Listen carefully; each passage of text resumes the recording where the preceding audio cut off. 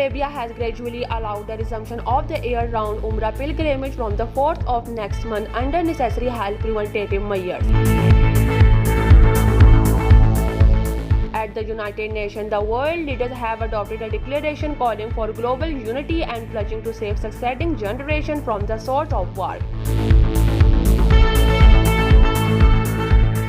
Prime Minister Pakistan Imran Khan led the Turkish president for raising his voice in support of Kashmiris.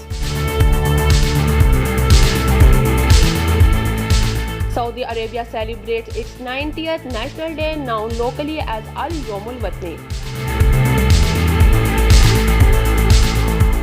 In Pakistan, public and private sector schools in the federal capital Punjab, Khyber Pakhtunkhwa and Balochistan resume classes for 6th to 8th grade today.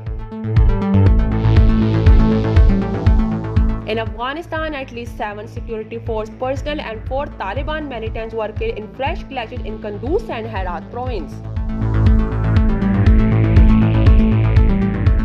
2 soldiers of the Pakistan Army embarrassed martyrdom due to India unprovoked firing along the line of control in the Diva sector. In Lebanon, a big explosion has destroyed an arms depot belonging to Hezbollah in An Qana village situated in the country's southern region.